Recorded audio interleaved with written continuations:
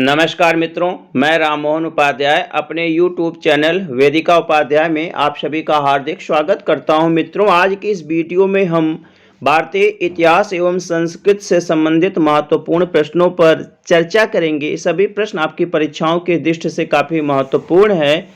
आगामी परीक्षाओं government degree college assistant professor history, government inter college lecturer history, government inter college LT gate social science, Rajasthan public service commission assistant professor history परीक्षा के लिए काफ़ी महत्वपूर्ण है। हिस्ट्री टेस्ट सीरीज की यह 35वीं वीडियो है। इस वीडियो के सभी प्रश्न government degree college assistant professor परीक्षा 2017 एंशिएंट हिस्ट्री में पूछे गए हैं और आगामी परीक्षाओं के दृष्टि से काफ़ी महत्वपूर्ण है। इसके पहले की वीडियो में हम लोगों ने चर्चा किया था कि निम्नलिखित में से किस ग्रंथ में कहा गया है कि स्त्री को अपने पति के पश्चात भोजन करना चाहिए। यहाँ तक चर्चा हो गई है, तो इसका सही आंसर है शतपथ ब्राह्मण। आज की वीडियो का पहला प्रश्न, मेगास्थनीज के अनुसार भारत में कौन सा वर्ग नहीं था। तो मेगास्थनीज के अनुसार जो है भारत में कृषक वर्ग था, दार्शनिक वर्ग था, सैनिक वर्ग था, दास वर्ग नहीं था। विकल्प हमारा सही आंसर है। मेगास्थनीज ने भारतीय समाज को कुल 7 वर्गों में, 7 जातियों में विभाजित किया, जिसको सप्तवर्गीय विभाजन कहा जाता है। और उसने अपने यात्रा विवरण में लिखा है कि भारत में दासता नहीं है, भारत में दास प्रथा के विद्यमान होने का कोई साक्ष्य नहीं है, जबकि उसका विवरण सत्यता से परे है, क्योंकि तत्कालीन समय का जो महत्वपूर्ण ग्रंथ है अर्थशास्त्र, जिसकी रचना कौटिल्य के द्वारा की गई है, जो कि चंद्रगुप्त मौर्य का प्रधानमंत्री था, उसका गुरु था, उसने अपने ग्रंथ में 9 प्रकार के दासों का विवरण दिया है। तो मेगास्थनीज जब भारत आया था तो उसने 7 वर्गों में, और उसने अपने 7 वर्गीय जो विभाजन यहाँ का किया था, यहाँ के समाज का सप्तवर्गीय विभाजन किया था, वो जो इतिहास का पिता है हेरोडोटस, इतिहास का पिता किसको कहा जाता है? हेरोडोटस को इतिहास का पिता कहा जाता है। तो हेरोडोटस ने जो है मिस्र के समाज को 7 भागों में विभाजित किया था। तो हेरोडोटस के द्वारा किए गए मिस्र के समाज के जो 7 वर्गीय मॉडल था, 7 वर्गीय विभाजन था, उसी को उसने अपना आधार बनाया था। और उसमें कुल 7 जातियों का उल्लेख किया था, जिसमें सबसे ऊपर उसने दार्शनिक को रखा था। सबसे ऊपर किसको रखा? दार्शनिक को रखा। उसके बाद दूसरे नंबर पे उसने कृषकों को रखा, किसानों को रखा। तीसरे नंबर पे उसने शिकारी को रखा, शिकारी या कभी कभी अहीर भी दी जाता है, शिकारी या अहीर को रखा। चौथे नंबर पे उसने शिल्पियों को रखा, चौथे नंबर पे शिल्पियों को रखा। 5वें नंबर पर योद्धाओं या सैनिकों को रखा, योद्धा या सैनिकों को रखा। 6ठे नंबर पर उसने निरीक्षकों को रखा, जिसको गुप्तचर कहा जाता है। और 7वें एवं अंतिम नंबर पर उसने पार्षद को रखा था। तो मेगास्थनीज का यह सप्तवर्गीय या 7 जातियों में विभाजन था। तो मैंने आपको बता दिया, सबसे ऊपर उसने जो है दार्शनिकों को रखा था, और सबसे नीचे किसको रखा? पार्षद को। सबसे नीचे उसने पार्षद को रखा। यह भी प्रश्न परीक्षाओं में पूछा जाता है। तो जो मेगास्थनीज का विभाजन था, उसमें प्रथम स्थान दार्शनिक का था। और जो हमारा दार्शनिक वर्ग था, मेगास्थनीज ने दार्शनिकों के भी 2 वर्ग बताए थे। दार्शनिकों का विभाजन 2 वर्गों में किया था। पहला था ब्रोकमेन, ब्रोक या ब्रॉकमेन दोनों मिलता, ब्रोकमेन। और दूसरा था सारामेड़, ब्रोकमेन और सारामेड़। तो जो आपका पहला विभाजन है, जिसको हम लोग ब्रोकमेन कहते हैं, तो ब्रोकमेन में क्या है? इनको गृहस्थ दार्शनिक भी कहा जाता था। और एक गृहस्थ दार्शनिक जो होते थे, यह राजा वर्ग के साथ रहते थे। यह विभिन्न प्रकार के धार्मिक अनुष्ठानों को संपन्न कराते थे, राजा और प्रजा के पुरोहित माने जाते थे। और जो हमारा दूसरा वर्ग था सारामेड़, जिसको आप सन्यासी कह सकते हो, सारामेड़ को सन्यासी कह सकते हो, सन्यासी दार्शनिक। जैसे ब्रोकमेन जो हो गया आपका गृहस्थ दार्शनिक हो गया, तो सारामेड़ आपका क्या हो जाएगा? सन्यासी दार्शनिक। सन्यासी दार्शनिक जो जंगलों में रहकर जो है अपने कर्तव्यों का निर्वहन करते थे और यह आयुर्वेद के बहुत कुशल माने जाते थे। आयुर्वेदिक विधा में बहुत कुशल माने जाते थे, वनों में निवास करते थे। और मौर्य काल का एकमात्र ऐसा वर्ग था, दार्शनिक वर्ग, जिसको अपने बाहर की जात में विवाह करने की अनुमति थी। अन्य किसी को अपने बाहर की जात में विवाह करने की अनुमति नहीं थी। ऐसा विवरण जो मेगास्थनीज ने अपने ग्रंथ इंडिका में दिया है। ठीक है। और समाज में जो ये भी प्रश्न आता है कि मेगास्थनीज के द्वारा किए गए सामाजिक विभाजन में सर्वोच्च स्थान किसका था, सर्वोच्च विशेषाधिकार किसको प्राप्त था? तो दार्शनिकों को ही सर्वोच्च विशेषाधिकार प्राप्त था। एक प्रश्न आता है कि सिकंदर जब भारत आया था तो उसने किस दार्शनिक के साथ उसका शास्त्रार्थ हुआ था, किस दार्शनिक के साथ उसने वार्तालाप किया था? तो मंडनीक नामक एक सन्यासी की चर्चा की है। मंडनीक नामक सन्यासी की चर्चा या उसका उल्लेख मेगास्थनीज के द्वारा किया गया है और उसने बताया है कि सिकंदर से उसने वार्तालाप किया था और सिकंदर जो है उसकी विद्वता से बहुत प्रसन्न हुआ था। हमारे समाज का जो दूसरा विभाजन मेगास्थनीज के द्वारा किया गया था वो था कृषकों का था। और मेगास्थनीज बताया कि समाज में सबसे अधिक संख्या अगर किसी की थी तो किसकी थी? कृषकों की संख्या थी। और उनका मुख्य कार्य था खेती कार्य करना, कृषि कार्य करना, और उनको युद्ध के समय भी उनकी फसलों को किसी प्रकार का कोई नुकसान नहीं पहुंचने दिया जाता था। और वह अपनी उपज का 1/4 भाग, 1/4 भाग जो कर के रूप में राजा को देते थे। और कौटिल्य ने अपने अर्थशास्त्र में लिखा है कि अधिकांश कृषक जो है शूद्र थे। अधिकांश कृषक शूद्र थे। तो कृषकों को शूद्र किसने कहा? प्रश्न पूछा जाता है कि कृषकों को शूद्र किसने कहा? तो कौटिल्य ने किया है, इसका उल्लेख किया है। इसके बाद जो है आपका जो तीसरा वर्ग होता था जिसको आप शिकारी या अहीर वर्ग करते हो, बेसिकली जो है यह विभिन्न प्रकार के शिकारों के द्वारा राज्य को हानि से बचाते थे। इसमें है निषाद है, कैवर्त है, गडरिया, ग्वाला, चरवाहा, ब्याध, ये सब जातियां आती थी। समाज का जो आपका चौथा वर्ग था जिसको आप शिल्पी वर्ग बोलते हो, चौथा वर्ग जो क्या था? शिल्पी वर्ग था। तो शिल्पी वर्ग जो है विभिन्न प्रकार के जो टेक्निकल काम होते थे, ठीक है, उनको करता था और समाज में इनको भी सम्मानजनक स्थान प्राप्त था। जैसे उस समय क्या है, सैन्य उपकरणों के युद्ध, बड़े बड़े सेनाएं होती थी तो उन सेनाओं को क्या चाहिए? विभिन्न प्रकार के अस्त्र शस्त्रों की आवश्यकता होती थी। तो अस्त्र शस्त्र निर्माण का कार्य किसके द्वारा किया जाता था? शिल्पियों के द्वारा किया जाता। तो बड़े पैमाने पर अस्त्रों की आपूर्ति किसके द्वारा की जाती थी? शिल्पियों के द्वारा की जाती थी। मुख्य व्यवसाय क्या था? कृषि कार्य था। तो कृषि उपकरणों की ढेर सारी आवश्यकता पड़ती थी, तो कृषि उपकरणों का निर्माण भी शिल्पी वर्ग के द्वारा किया जाता था। तो इसलिए जो है विभिन्न प्रकार के सैनिक और कृषिगत उपकरणों का निर्माण करने के कारण जो है शिल्पी वर्ग को विशेष अधिकार प्राप्त था। ये भी प्रश्न पूछा जाता है, मौर्य काल में अगर कोई व्यक्ति किसको कोई क्षति पहुंचाता था उसके तो दोनों हाथ काट लिए जाते या उसको किसी प्रकार का दंड दिया जाता था। तो शिल्पियों को नुकसान पहुंचाने पे व्यक्तियों को दंडित किया जाता था। और स्ट्रैबो एक विद्वान था, स्ट्रैबो इतिहासकार है, उसने लिखा है कि शिल्पियों को कर से मुक्त रखा गया था। स्ट्रैबो के अनुसार शिल्पियों को कर से मुक्त रखा गया था। इसके बाद जो है आपका अगला है योद्धा, जिसको आप सैनिक भी कह सकते हो। तो एक तो इसके सबसे अधिक संख्या कृषकों की थी, तो कृषकों के बाद अगर सबसे अधिक संख्या थी वह सैनिकों की थी। और पूरे जो है राज्य के जो सुरक्षा व्यवस्था वह सैनिकों के ऊपर निर्भर करती थी। और सातवां और अंतिम है गुप्तचर। तो गुप्तचर व्यवस्था का उल्लेख मेगास्थनीज ने भी किया है, कौटिल्य ने भी अपने ग्रंथ में किया है। तो मेगास्थनीज ने इनको ओवरसियर्स कहा है। गुप्तचरों को मेगास्थनीज ने इंडिका में ओवरसियर्स कहा है। स्ट्रैबो ने इनको इंस्पेक्टर कहा है। स्ट्रैबो ने इनको क्या कहा है? इंस्पेक्टर कहा है। मेगास्थनीज ने ओवरसियर्स और स्ट्रैबो ने इंस्पेक्टर कहा है। और अर्थशास्त्र में कौटिल्य ने इनको गूढ़ पुरुष कहा है। अर्थशास्त्र में कौटिल्य ने इनको क्या कहा है? गूढ़ पुरुष कहा है। और एक इससे भी संबंधित प्रश्न बहुत पूछे जाते हैं कि गूढ़ पुरुषों की कितनी या गुप्तचरों की कुल कितनी श्रेणियां थी मौर्य काल में? तो मौर्य काल में गुप्तचरों की 2 श्रेणियां थी।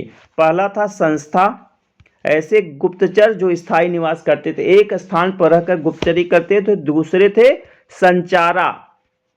तो संस्था और संचारा भ्रमणशील गुप्तचरों को कहा जाता था। यह पूरे राज्य में फैलकर व्यवस्था देखते थे, किसी प्रकार की कोई अनियमितता होती थी उसकी सूचना राजा को देखते थे। तो जो आपके पहला श्रेणी है गुप्तचरों की, संस्था, इससे संबंधित प्रश्न परीक्षाओं में पूछे जाते हैं। तो इसके जो है कुल 5 प्रकार थे, इनकी 5 श्रेणियां होती थी। पहला होता था कापटिक, पहली श्रेणी होती थी कापटिक। तो कापटिक में जो विद्यार्थियों के भेष में पूरे राज्य में वो अपना रहते थे और सूचना प्राप्त करते थे। कापटिक मतलब विद्यार्थी भेष में। दूसरे होते थे वैदेहक, तो वे व्यापारी के भेष में होते थे। कापटिक विद्यार्थी भेष में होते थे और वैदेहक व्यापारी के भेष में रहते। उदास्थित इसके बाद है, उदास्थित। तो उदास्थित जो होते सन्यासियों के भेष में रहते थे। और चौथा है तापस, तपस्वी भेष में रहते थे। और 5वां अंतिम है गृहपति। गृहपति जो गरीब किसानों के भेष में रहते थे। इसके बाद जो आपका संचारा है, जो दूसरी श्रेणी है, संचारा श्रेणी है। तो संचारा भी जो है 4 प्रकार के, इसमें इनको भी 4 श्रेणियों में विभाजित किया गया था। तो पहला होता था सत्री।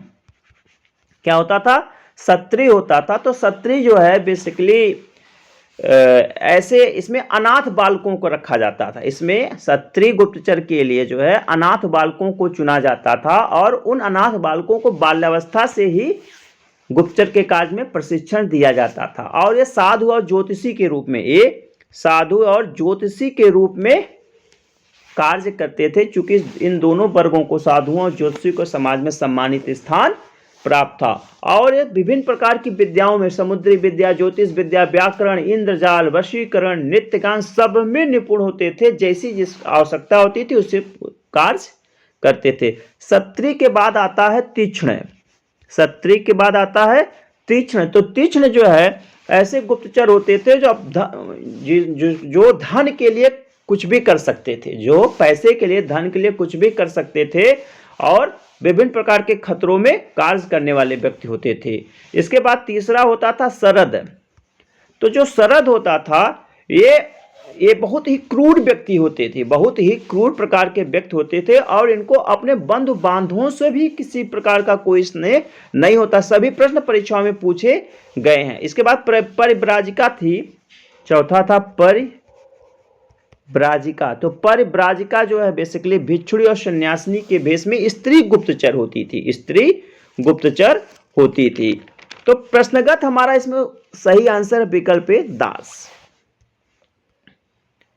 इसके बाद जो है हमारा अगला प्रश्न है, निम्नलिखित में से किस ग्रंथ में हमें सर्वप्रथम स्तूप के निर्माण एवं पूजा करने का निर्देश पाते हैं? तो हम सर्वप्रथम स्तूप के निर्माण और पूजा करने का निर्देश जो है आपका जो है दिग्निकाय का अंतिम भाग है महापरिनिर्वाण सूत्र। तो महापरिनिर्वाण सूत्र से पाते हैं। महापरिनिर्वाण सूत्र में महात्मा बुद्ध के जीवन के अंतिम समय की घटनाओं का विवरण मिलता है।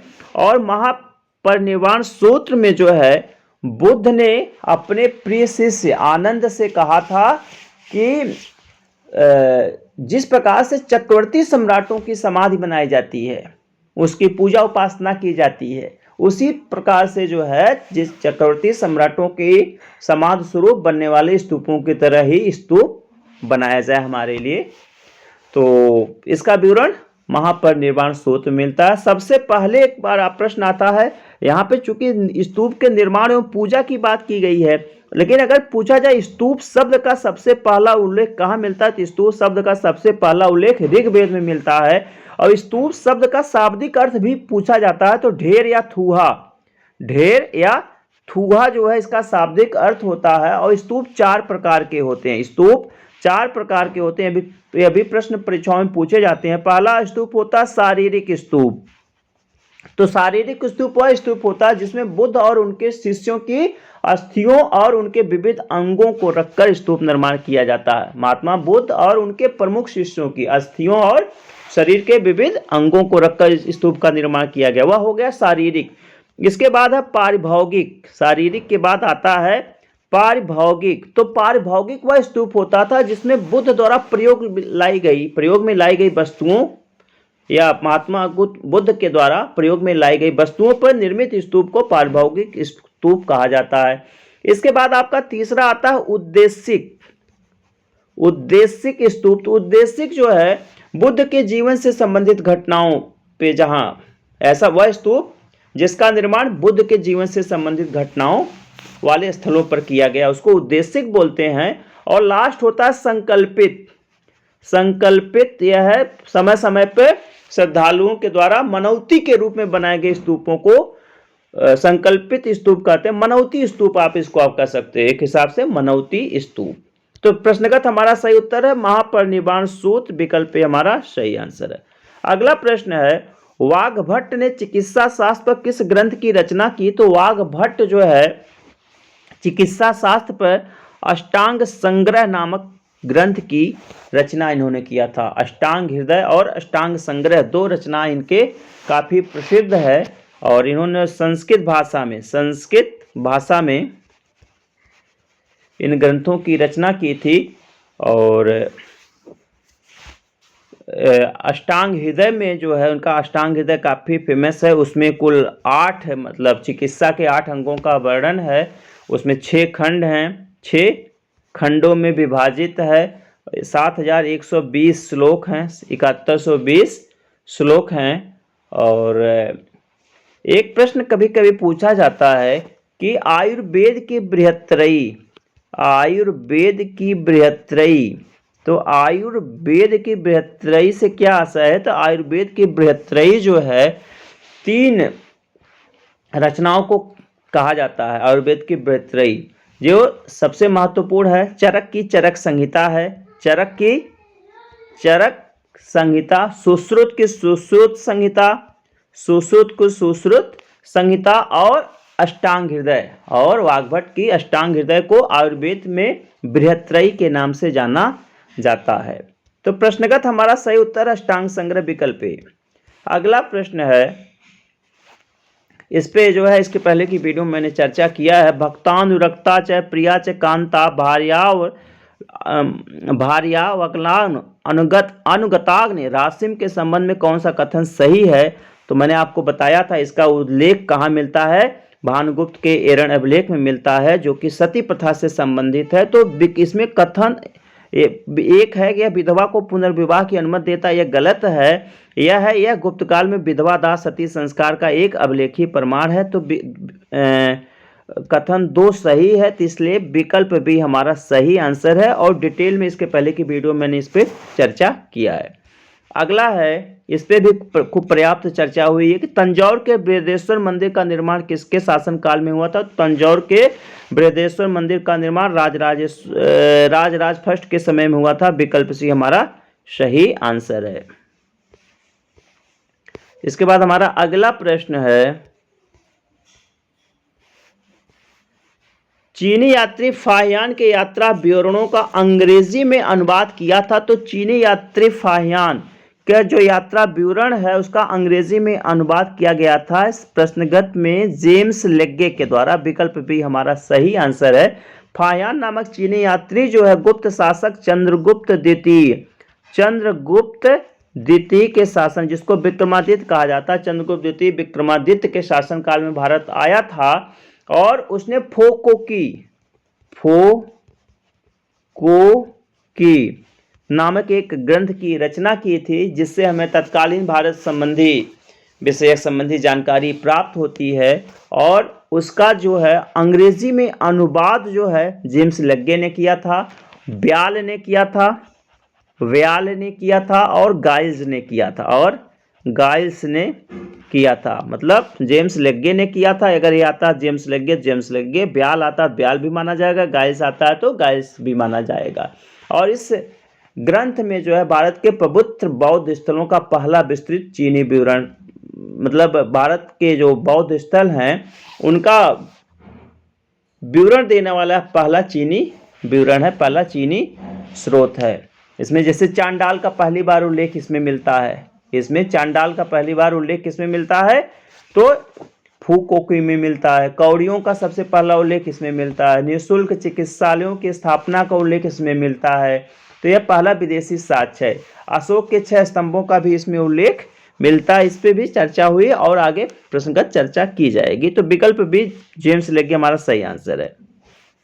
नेक्स्ट है अतिरंजी खेड़ा के उत्खनन के फलस्वरूप कितने सांस्कृतिक कालों के साक्ष्य मिले हैं। तो अतिरंजी खेड़ा का जो उत्खनन हुआ था तो उसमें 7 सांस्कृतिक कालों के साक्ष्य प्राप्त हुए हैं। विकल्प डी हमारा सही आंसर, विकल्प डी। अतिरंजी खेड़ा जो है उत्तर प्रदेश के एटा जिले में है, एटा जिले में है। और इसका जो उत्खनन है, पहले जिसकी खोज जो है 1861-62 में खोज कनिंघम जी के द्वारा की गई थी। खोज किसने किया था? अलेक्जेंडर कनिंघम ने किया था। एक कभी कभी प्रश्न पूछा जाता है कि किस नदी के किनारे है, तो काली नदी के किनारे। काली नदी किस नदी की सहायक नदी है? तो काली गंगा की सहायक नदी है, गंगा की सहायक नदी है। और उत्खनन जो है इसका करवाया था नूरुल हसन ने, प्रोफेसर नूरुल हसन और आरसी गौड़, इन लोगों ने जो है उत्खनन कार्य करवाया था। अलेक्जेंडर ने खोज किया था और यहाँ से कुल उत्खनन जो हुआ था 7 सांस्कृतिक चरणों के जो है साक्ष्य मिले हैं। तो सबसे पहले इसमें जो है जो पहला होगा गैरिक मृदभांड के साक्ष्य मिले हैं, गैरिक मृदभांड संस्कृत के साक्ष्य मिले हैं। इसके बाद आपका दूसरा कृष्ण लोहित मृदभांड संस्कृत के साक्ष्य मिले हैं। फिर चित्रित धूसर मृदभांड संस्कृत के साक्ष्य मिले हैं। इसके बाद है उत्तरी काले पालिस या चमकीले कह सकते हो, पालिस मृदभांड संस्कृत के साक्ष्य मिले हैं। इसके बाद आपका 5वां है कुषाण कालीन साक्ष्य मिले हैं, कुषाण कालीन बस्तियों के साक्ष्य मिले हैं। फिर गुप्त और राजपूत कालीन साक्ष्य मिले हैं, गुप्त और राजपूत कालीन। इसके बाद सल्तनत और मुगल कालीन साक्ष्य भी प्राप्त हुए। तो 7 सांस्कृतिक चरणों के यहाँ से अवशेष प्राप्त हुए हैं। और अतिरंजी खेड़ा के उत्खनन से जो एक महत्वपूर्ण ये भी है कि यहाँ उत्तरी जो गंगा घाटी है, एक प्रश्न आता है उत्तरी गंगा घाटी में कृषि का प्राचीनतम प्रमाण कहाँ से मिलता है। तो उत्तरी गंगा घाटी में कृषि का प्राचीनतम प्रमाण कहाँ से मिलता है?